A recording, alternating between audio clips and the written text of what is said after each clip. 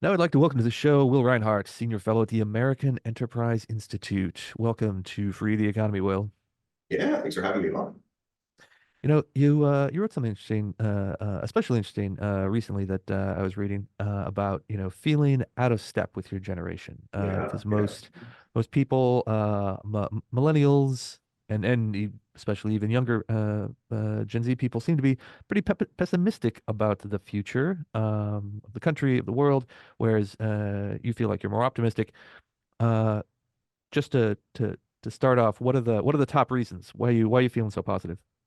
yeah. I think the primary reason why I still am incredibly positive. Well, I mean, to set the stage. I mean, part of this is when I talk to my friends, when I talk to people I know that are really close to me, and I'm a millennial, very much smack dab in the middle of the millennials. But I have a number of friends who are younger, who are Gen Z, and a lot of my colleagues are in the Gen Z space as well. And I just find this consistent an unfortunate tendency, which is a lot of negativity, a lot of pessimism. But I tend to find that's actually pretty bifurcated between the folks that are, upwardly mobile, the people that I know that are professionals feel very differently than like what you might say are like my friends back at home, right? So I'm from the Midwest, and I think there's just a very different sort of mentality between the two. But all that's to say is that I still find myself very optimistic about the world, and in the United States in particular, right? We have an incredibly educated young population, right? We are getting older, we are aging, but we still have a very young population in the United States, incredibly educated. And I know there's a lot of hate towards higher education, but we still have some of the best education systems that exist, right? We still have some of the smartest people. We still have Silicon Valley. And then we have a whole bunch of other things, which I don't think people really appreciate, right? We have incredible amount of mineral wealth. We have an incredible amount of oil wealth. We have a kind of a slew of all of these things that generally go to abundance, right? We have the ability to, or we export a significant amount of our agriculture. So there's just a lot of things that I think that when you actually look at America and you try to think of it concretely, there are a lot of things that are still working in our favor. And I think that we shouldn't deny that all those things are hugely important and will continue to be important in the near future. Well, yeah, I mean, I feel like when it comes to questions like this, I always think about my one of my favorite economists, Thomas Sowell, who asks Mhm. he's specifically talking about like public policy questions, but applies to all sorts of things. When he says, is something good or is something bad? He's like, well, compared to what, right? Yeah, yeah. Um, so are there things that are going on in the United States today that we think could be better? Well, sure, of course, there Yeah, always will be. But compared to who? Compared to Tucker Carlson walking through a Russian supermarket, compared yeah, to someone who's trying to be a pro-democracy activist in Beijing today. There's a lot of other countries with like bigger challenges than ours, I think, or at least ones that we wouldn't want to exchange. And you kind of got into a little bit there with your first answer, but that about something I thought was really interesting about that article you wrote about being optimistic, which is, we often you can look at say like, oh, well, we still have the biggest economy in the world, we still got the great colleges mhm, and universities, but you mentioned the sort of the geography of North America yeah, and the United States. yeah. We've got Which I don't think is lots of really, yeah, which I don't think is well appreciated. Just how the U.S. itself is actually its own sort of great boon to us as a people. Yes, but anyway, yeah. Sorry, continue. yeah, so you got lots of agricultural land, you've got lots of mineral resources, you got uh in like the history of the environmental movement, one of the things that people have often talked about over the years, over the decades, is fresh water, and that's going to be a real problem if places in places in the world that don't have access to enough fresh water. We got the Great Lakes, we got all the we got Yeah, half the fresh water on Earth, right? yeah, We have yeah, a lot of these natural resources that we sort of understandably take for granted, yeah, because yeah, they don't, the events of the day don't usually pivot on how much fresh water we're taking out of Lake Michigan, but those things are really important. And especially if you're thinking about, well, the 21st century is going to be more destabilizing, and there's, mhm, we're headed into a multipolar world, and there's all these like big, potential challenges out there. All of those kind of natural advantages that we have in the United States, uh, will only likely be more important. yeah, Um, yeah. Yeah, and really, I mean, I know a lot of people were worried, very rightly so, about the droughts that occur in California and especially the Mountain West. But there's been a lot of conservation efforts that have been incredibly effective over the last couple of years. They've decreased per population the amount of usage of water. I mean, there are still things that we need to do there. There's a lot. I mean, I've written a little bit about this in the past of trying to kind of clean up some of these like water rights issues, trying to redirect things towards more less intensive water usage, right? So a lot of farming is, especially in California, over the years, has been like alfalfa crops, and shifting it over to higher productivity crops or more, higher value crops, I think is hugely important in all of this. But you're right. And the other thing that I think is not well appreciated is that the United States is pretty close to the equator as compared to obviously all of our European counterparts, and also I think Japan as well. So when you look actually at the total amount of sun hours, I mean, this is one of my favorite, facts to kind of pull out is that if you're in Kansas City, you're getting more sun hours a year than you would if you were in Rome. And I don't think that's well appreciated that especially the Mountain West, there is a lot of sun, and that allows for solar, and that allows for development of these sorts of renewable resource and I'm sorry, renewable energy sources, which are, they're not the end all be all. You still need baseload power, some kind of things, and very pro-nuclear for various reasons. But fundamentally, like there's still a lot that we get from having this big, large country that's close to the equator, right? There's a lot of sun, there's a lot of water, there's a lot of wind, and all of these things I think are actually quite beneficial in our long terms. We're trying to transition the economy and try to make things a lot less carbon intensive. And all of these things I think are hugely important for the United States. And in addition, we talked about oil, but the shale revolution and fracking and all of that has been incredibly important in securing American energy independence. In 2019, I think it was, we became the largest exporter, world's largest exporter of oil now. I mean, we are the biggest currently, and those are the kinds of things that I love seeing. And it's because we have used an innovation and applied it to these very tough, difficult problems. And we're starting to, well, not starting, but we continue to reap those benefits if we are smart about the kinds of intelligence, or I'm sorry, if we're smart about the kinds of investments that we make in ourselves. And you see it everywhere, right? I'm even thinking about this new, I don't know if you've been following, but I've been really, really fascinated by this new helium reserve that was found in the Iron Mm-hmm. Range in Minnesota. And it is quite literally, they say it's like, it's a dream. The percentages of helium goes in a lot of industrial applications. It's in a lot of medical devices, and it's kind of an important and scarce resource. But they're finding this, and it's in the highest amount of percentage of helium that they've ever found in any helium resource. So that's another area. And I could go on and on about this, but I think especially in the last couple of years, I've become much, much more tuned to these sorts of problems. But also then thinking much more critically about how the United States can actually use intelligence and use really the ultimate resource, which is human intelligence, to solve these fundamental problems that we're facing. Well, yeah, I mean, children's birthday parties are better than ever. Uh, and and in previous episodes we talked about a bunch of new finds of lithium. I mean, we got, Yeah. you know, uh, 5 or 10 years ago we thought there would never be enough, but now it's coming out of our ears. Yeah. So, but moving on to specifically tech stuff, you're Hmm. a you're a tech guy. We're talking about tech policy. Um, Hmm. I talked to Adam Thierer of the R Street Institute. We did an interview back in episode 52, and he and I got into an interesting conversation about what are sort of the boundaries of tech policy and what do we Oh mean when we yeah. say that, and the sort of conceptual question of what counts as quote technology in the first place. So, the sort of mainstream conversations usually when people talk about tech, they mean computing, they mean software, maybe peripherals, devices that are connected uh, to IoT type stuff. But of course, there is material science, material Yeah. engineering, chemical engineering, photonics, genetics, rocketry, all this other stuff that's technological, right? But Hmm. Yeah. doesn't automatically kind of pop into our head when we talk about, oh, what's tech policy? We think about, Google, Meta. Um, so, Yeah. Yeah. so, what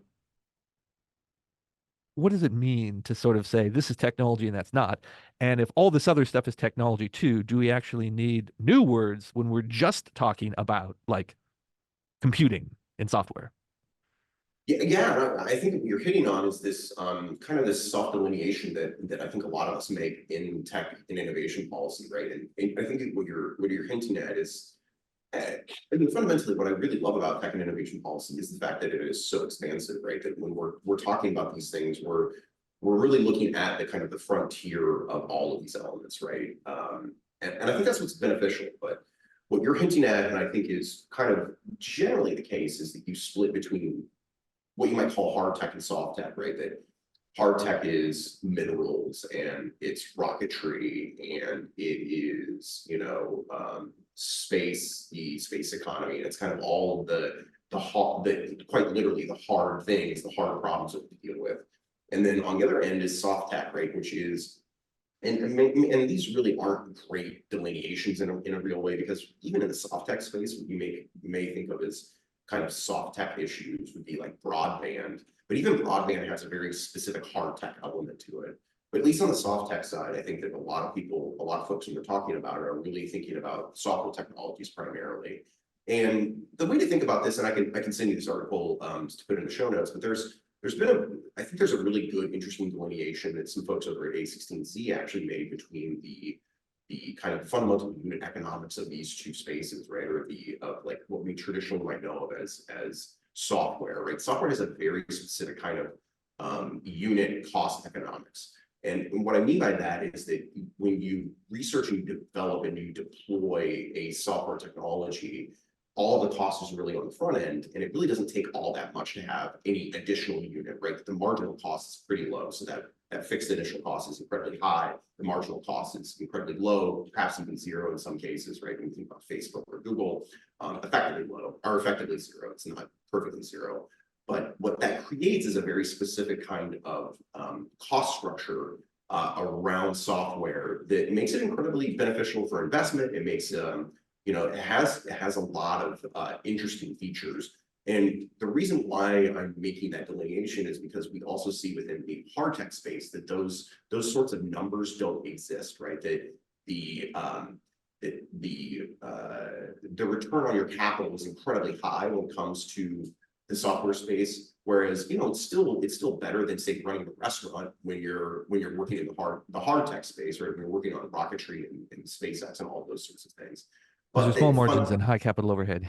yes, yeah, exactly. So it's just like I think the economics, and that's what I think is also really fascinating about this as an economist, is that the economics is actually a really fascinating way to make that split, to make that delineation. I think AI kind of is closer to software, but it's still within that hard tech space pretty fundamentally, because it's actually incredibly expensive to provide the next, the marginal costs are incredibly high to AI. So, and that I think is kind of an interesting, it fits kind of a little bit into both areas. And I think it's going to be an interesting, especially in the next couple of years, figuring out how that all shakes out and the cost of those things. But yeah, I think, kind of going back to the original question, there is this, it seems to be that there is this delineation between the two. And you have some folks who are really just primarily focused on soft tech issues. And really, right now, what that really comes down to is a lot of First Amendment issues, content moderation, a lot of basically free speech and data regulation issues, I would say. And on the other end, it tends to be a lot of like permitting and going faster. So on hard tech issues, it's a lot of the issues that we tend to talk about, or that I care a lot about, are permitting, excessive veto power, all these things which are slightly different than the soft tech space. But I think what's amazing about it and what's great about it and what I love about it is that there's constantly something new that's happening. There's some new fresh hell that we're having to go through, and some new issue that we're always having to talk through. So I think and it's still, I don't want to keep on ranting, but I still think that there is probably some work to be done in even delineating what these two things mean. And when we're talking about the tech policy and innovation space, what we actually mean when we're saying that.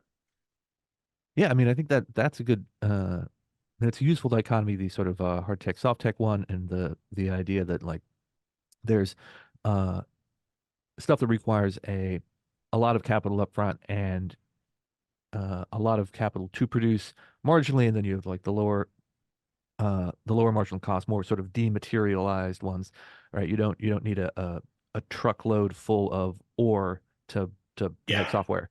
You know, you Yep. just need a lot of Mountain Dew for your programmers.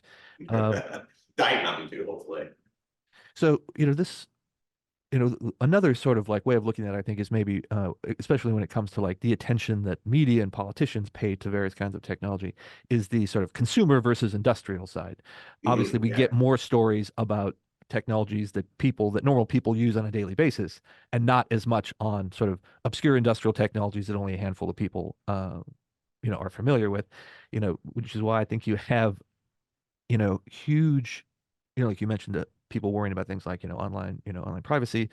uh, you have huge public pressure on company like, Meta, for example. I don't know how many times Mark Zuckerberg has been called up to like testify before Congress. It's several times. Yeah. It's over the past several years, about like, what is Facebook doing about protecting online privacy or of minors as well as adults.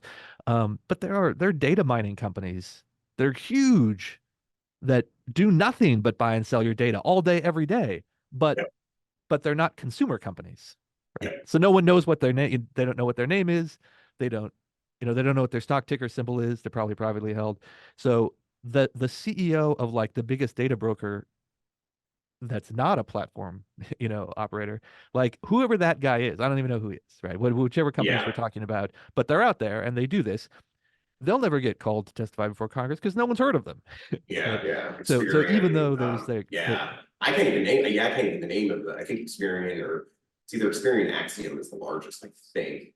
I couldn't even tell you who the leader of those companies are, which is kind of yeah. I mean, now that you're actually pointing this out, I think that's actually a bad problem that we don't even know this, which is an incredibly important part of the data ecosystem. Is who yeah. I mean that's yeah. I kind of feel on the spot here. I mean, who runs Core Logic, for example? I couldn't even tell you.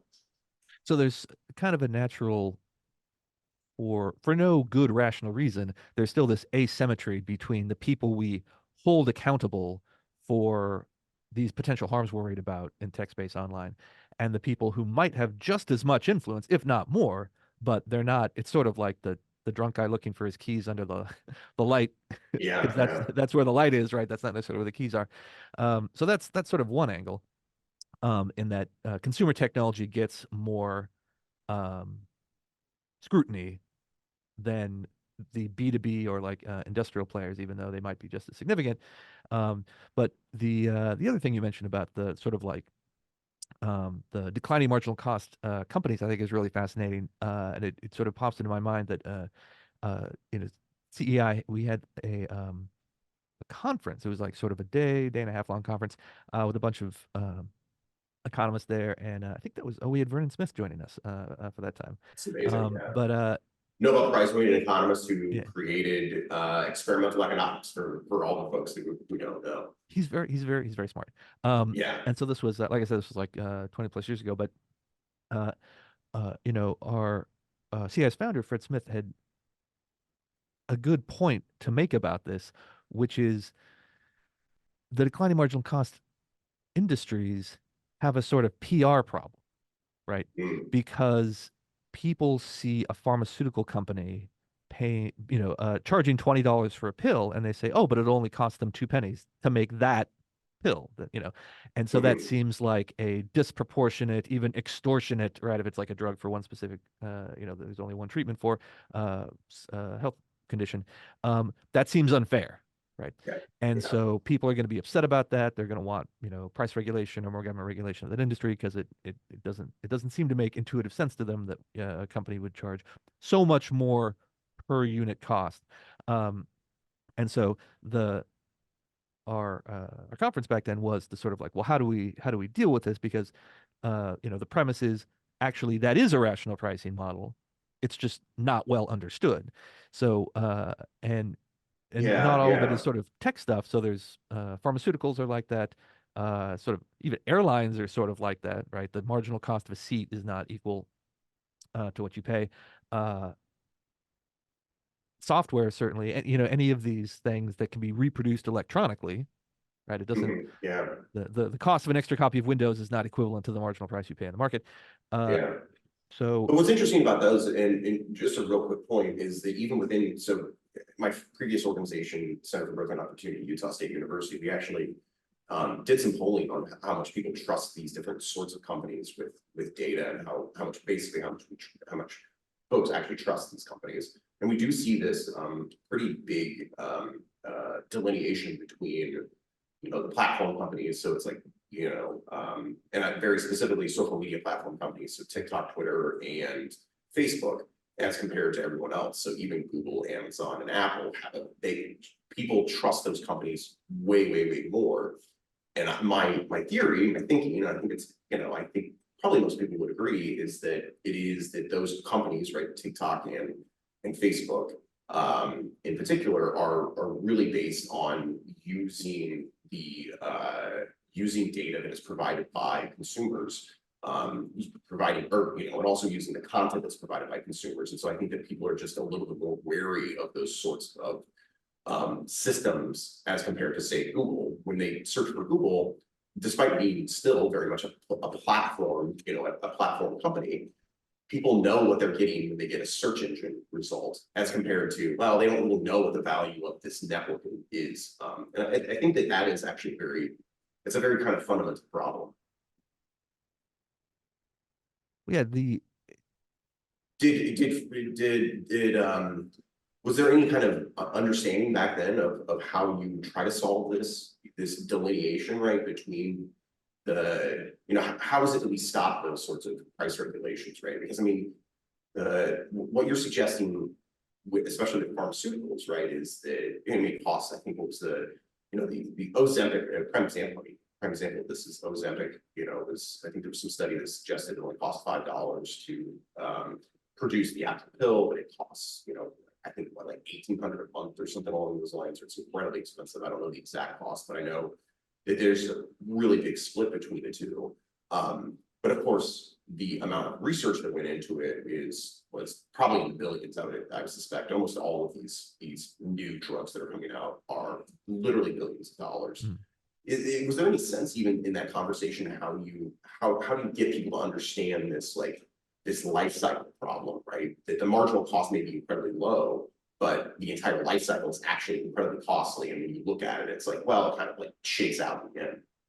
Well, obviously you can just sort of do general consumer education and lay out the relationship you just did, which is, well, the reason why it costs significantly more than the marginal cost per pill is because it took $2 billion to develop it. And I think if Yeah, you have enough time, whether it's in an ad or an op-ed or in any sort of context where you're going to like reach a person, a regular American out there in the world in a mass communications format, if you have enough time, you will actually get a lot of sympathetic response. People will say, "Oh, well, you know what? Okay, I kind of understand that, right? Because they had to pay, they yeah, had to spend all the money up front and things like that." But I think, one of the things we talked about at the conference was that there are a lot of industries that you don't necessarily think of necessarily being the same kind of industry that have the same issue because they're declining marginal cost industries. But pharmaceuticals is absolutely the most important in the sense that it's the most emotional and it's the highest yeah, stakes, right? yeah, yeah, You could, because we had highly regulated pricing of airline seats for decades, right before we had yeah, deregulation in the late 70s, and the deregulation was better, but it wasn't the end of the world to have that kind of price regulation. Having a price regulation on pharmaceutical drugs is potentially much more dangerous, but it's also the kind of thing that people will say, well, I don't care about economic efficiency. I want to be able to afford my insulin or whatever it is. That they have the least sympathy for any kind of yeah, technocratic argument against it because it's life and death, right? yeah, But it's yeah, also the same counter argument, right?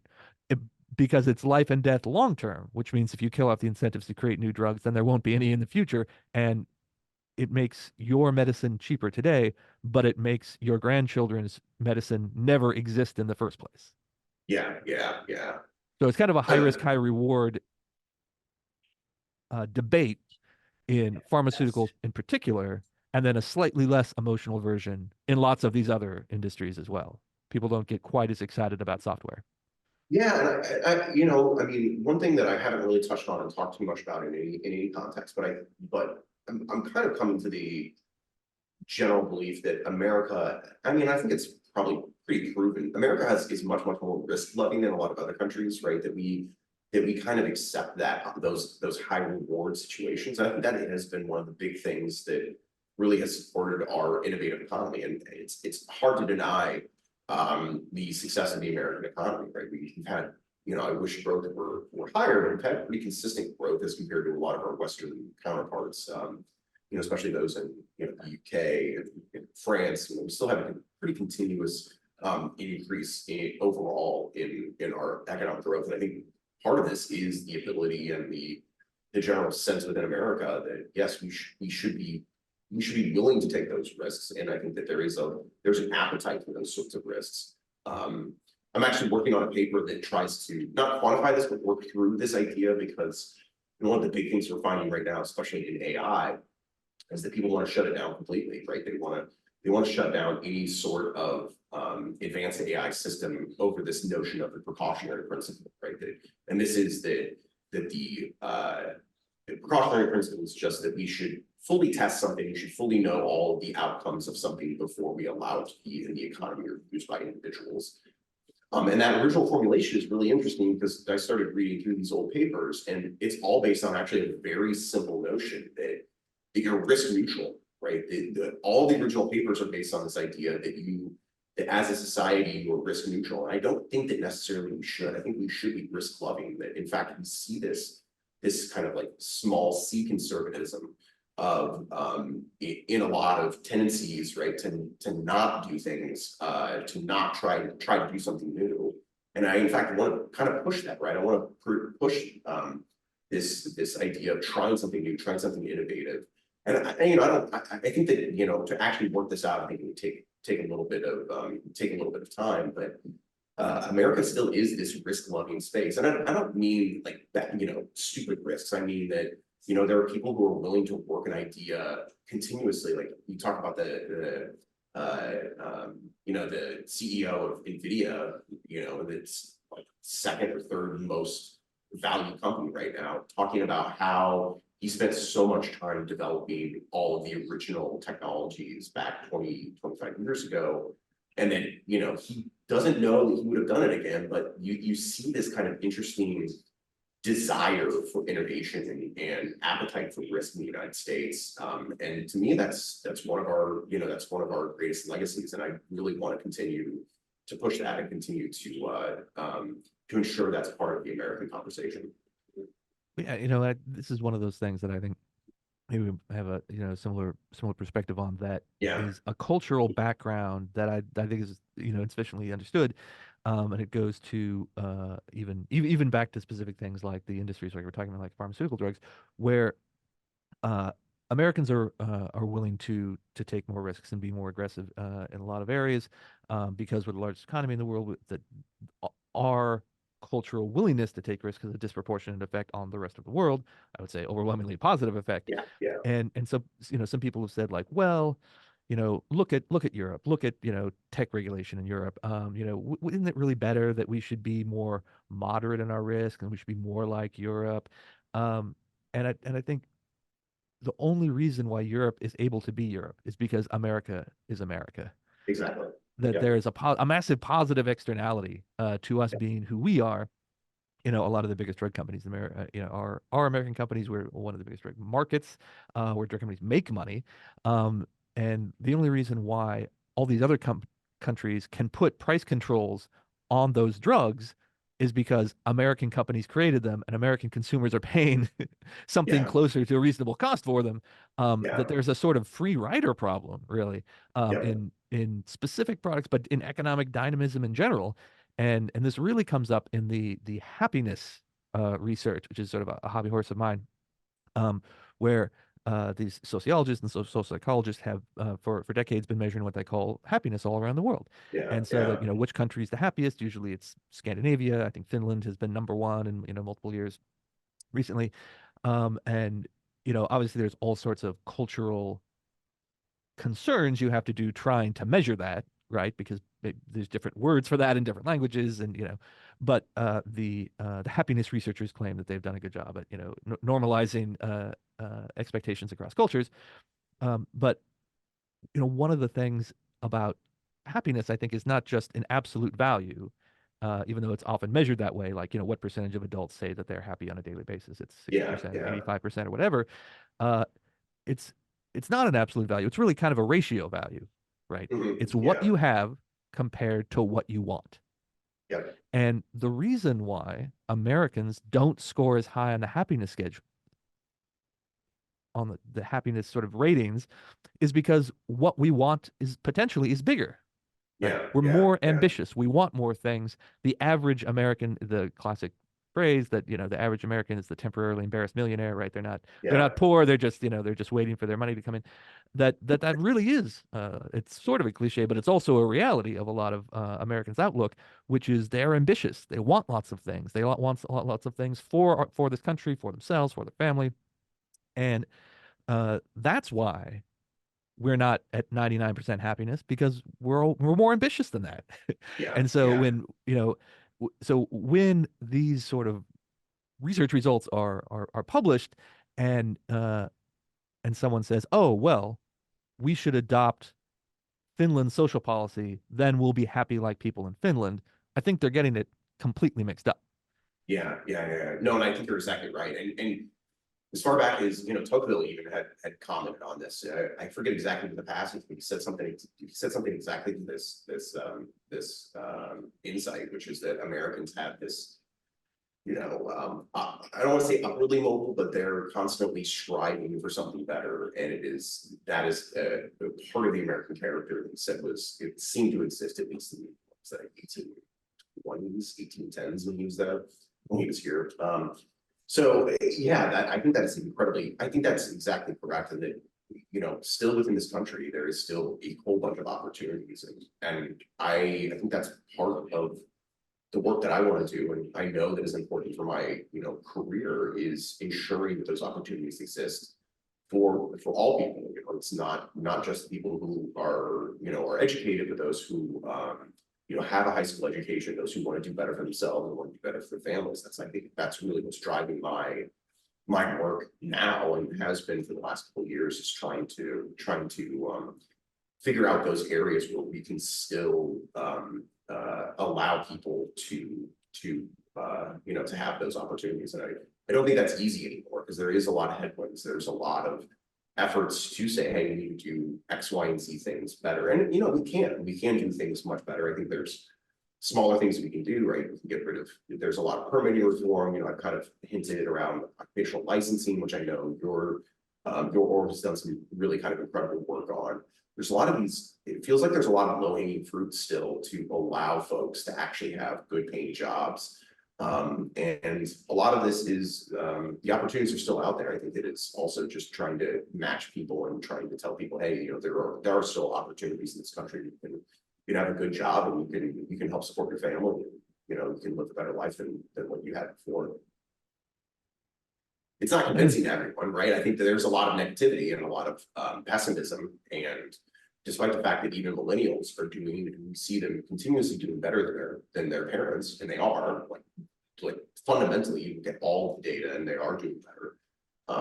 They still think that they're not doing better. I think that part of that does worry me, right? Part of that is important because you do want to have that striving nature. I think that is incredibly important for driving better outcomes. But I do worry in the long term that could flip, and that actually could be a hindrance, and could create the conditions for folks trying to slow things down and trying to put up roadblocks. I haven't seen that yet, but we'll see.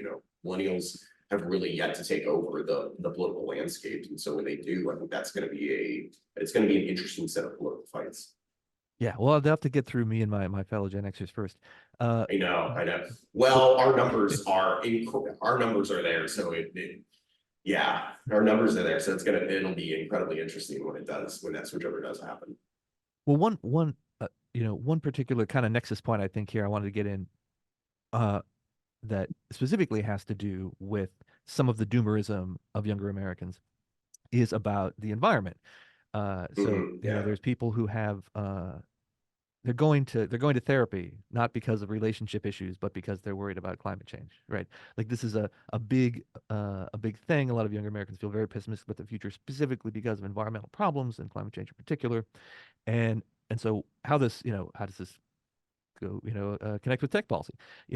One of the aspects, uh, for centuries really, but certainly since the middle of the 20th century, there has been this kind of like conceptual divide between technology and nature, whereby things that are Yeah, created by human beings are thought to be aggressive and violent and unnatural. And then anything that happens in the context of a biological ecosystem, those things are good and they should be valued and they should be protected. And so ever since, probably Rachel Carson in the early 1960s to the environmental movement that really took off in the 1970s, that has been kind of like a dominant way of looking at society, right? You've got the good, you've got the bad, messy, dirty industrial stuff that probably, whatever's in that factory, it'll probably give you cancer. But this other stuff over here, anything that's sort of like part of the natural environment is good. Uh, but I think we're kind of at a turning point here because I think a lot of the, in part uh, because of some great work done by people we know, like Alex Trembath, who was at the Breakthrough Institute. He was one of our early guests. Um, yeah, that a lot of the discourse today about tech is about things like that you already mentioned, things like renewable energy and restoring lost ecosystems, yeah, using yeah, technology to restore lost ecosystems, and yeah. dematerializing old technology to give it a smaller kind of carbon footprint, but just material use footprint in general.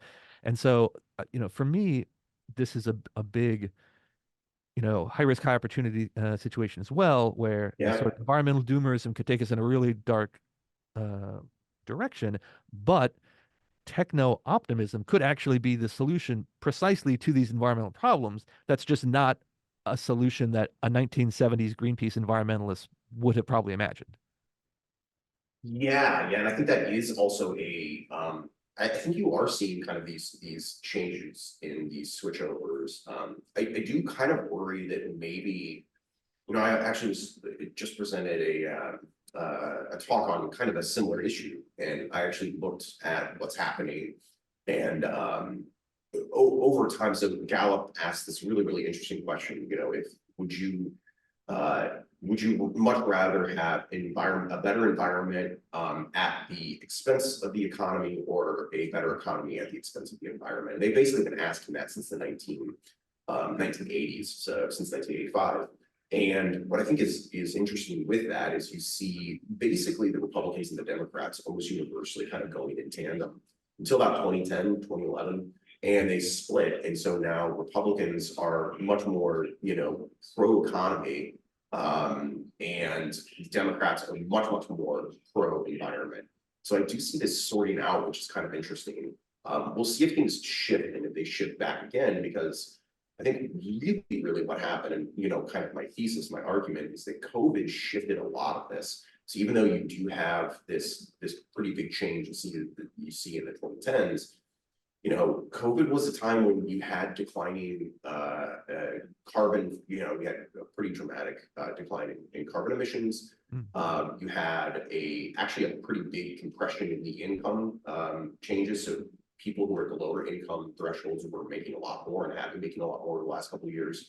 And so you had inequality effectively kind of shift and change and get better, I guess you would say. And yet then we had emissions roaring back, and we had all of these other things kind of roaring back at the same time. Point being is I think that what people are understanding now is that you can kind of, you can kind of decouple these things. And I say this in a very kind of tongue-in-cheek way. Typically decoupling is about separating out carbon emissions from the popular, or from the GDP numbers, right? That you can Mm. have Right. increasing productivity, you can have increasing growth without the same level of carbon emissions. And I think that what we're finding is that that's what people want, right? They want to transition. There is a demand. There has been a whole bunch of money that's been put into this. But it is the weird regulatory structure is really getting in the way, right? You look in, I think the great comparison, I'm pretty sure you're from California, if I recall correctly. California has had a long term emphasis on trying to use solar and renewables. And it was recently lapped by Texas. Texas really Mm-hmm. doesn't have that dramatic of a renewable mandate within their own system. But what has happened is that the quicker permitting has and the easier development and building times that exist in Texas have allowed it to become much more strongly focused on renewables as compared to California.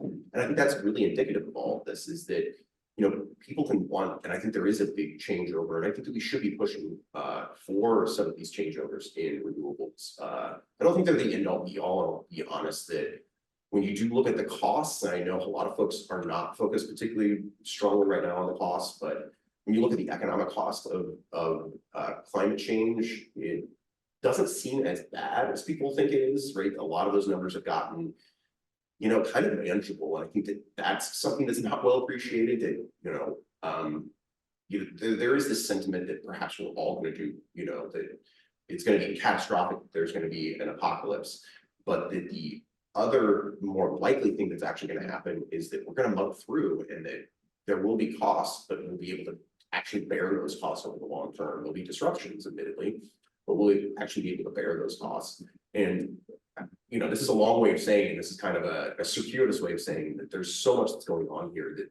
to me, I think that there's still a lot of positive things to think about when you're thinking about these problems in the long term. But fundamentally, it's going to take resources, it's going to take intelligence. But we are seeing a lot of this being applied. We're seeing these really tough problems. We're seeing young people who are interested in it, people who are even in mid-career who want to do something. They've made some money perhaps in the tech scene, and they want to apply their ideas to more difficult problems. I've been seeing this a lot. I met somebody who's a developer who's trying to develop a dense city. This is separate from the California Forever project, but Mm-hmm. she's been working on developing a dense American city. And she she did pretty well. And the tech scene is now very specifically dedicated on trying to build more homes. And so I see this actually happening much more consistently with some of our smartest people that we have here in the States. And I think that's a positive development. What my goal and what I'm really focused on is ensuring that government doesn't get in the way of that, and ensuring that we have better processes that allow for that development and allow people to be the best and the brightest that they want to be. Well, yeah, and that's something that we talk about, but sometimes doesn't get trickle through, which is So it's a that hard translation problem, really. well, making things less expensive is good, not just in the obvious nominal sense, but it also allows us to do more things and be more resilient. Like you said, whatever the future impacts of climate change are, whether they are extremely high or whether they're like a little more lukewarm, um, we'll be able to bear them better if we don't make building things three times as expensive as they need to Yeah, be. yeah, which they Right. currently are, right? And Yeah, so there if was a you really interesting report that came out from the IMF that effectively I don't know if you saw this, but the Inflation Reduction Act, which has a whole bunch of like green energy deployment money that has gone out, billions of dollars in green energy deployment money, right? That their estimate is that permitting could slow down basically a third of those estimated reductions. I think that's just very indicative of this problem. Slow permitting is literally taking away a third of all the benefits of those projects. To me, that's insane, right? We shouldn't have that problem. Those frictions should not exist. Right, and that's not a supply chain issue. That's because we don't have the stuff. Yeah. It's just because we've intentionally created unnecessary paperwork and Yep. requirements that we could Yep. get rid of. Yep. All right. Well, gosh, this is fantastic. This is a big picture galaxy Yeah. brain. Yeah. This is the galaxy brain meme discussion right here. I loved it. We need to get you back again to talk about more Appreciate it. stuff Yeah. Thanks for having me on. in the Always future. great talking with you. And before you go, please tell everyone where they can find all your stuff online, find you on social media, and obviously Yeah. subscribe to your newsletter. Everyone, please subscribe to Will's newsletter immediately. Yeah. Yeah. I just started a new newsletter at the Dispatch. It's called Techne. It's kind of an insider's look on tech policy issues. It's also my way of ranting about these issues that seem to be driving the tech and innovation news. So Techne at the Dispatch. You can also find all my work at williamrinehart.com. You can find all my material there. But I'm also at, if you search for Will Rinehart, AEI, you can find all my AEI work over there. Kind of a little bit of everywhere. I'm also online at Will Rinehart on Twitter. I'm not on Threads, or I'm on Blue Sky, but I have not been on there for a very, very long time, so I don't even really know. But yes, shoot me a note, williamrinehart.com. If you want to talk about these issues or anything else, send me a note. I also do a lot of other work just separate from all of this, which I find fascinating. I had a big piece a couple of years ago, or not even a couple of years ago, the end of last year, about King Tutankhamun and his meteorite knife that he had when he was buried. So I'm interested not just in tech and innovation policy, but just this wider, more interesting world that exists out there, and trying to understand it and better articulate it, and constantly trying to find ways to create stories and narratives to understand the complex world that we exist in. All right, he's a man of many passions. Find him online, Will Reinhardt. Thanks again, Will. Thanks again.